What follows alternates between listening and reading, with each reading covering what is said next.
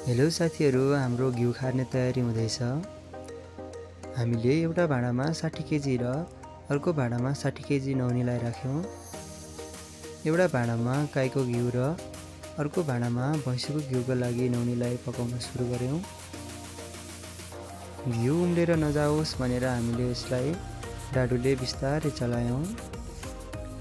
अर्को भाँडामा पङ्खा आफै फिट भएकोले हामीले यसलाई घुमाइदियौँ।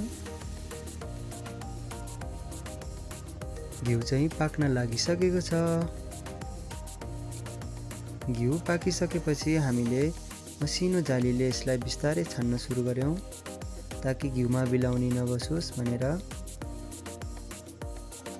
गाईको घिउलाई छुट्टै र भैँसीको घिउलाई छुट्टै बाटामा हामीले रेडी गर्यौँ र यसलाई सेलाउन छोडिदियौँ। घिउ सेलाइसकेपछि हामीले बिस्तारै भर्नलाई सुरु गर्यौँ। बजारको आवश्यकता अनुसार हामीले 1 केजी, आधा केजी र पाउमा घिउलाई भरेर रेडी गर्यौँ।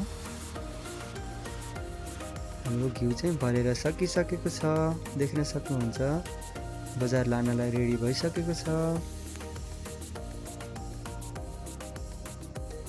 हजुरहरूलाई भिडियो कस्तो लाग्यो लाइक, कमेन्ट अनि सब्स्क्राइब गर्न नभुल्नुहोला।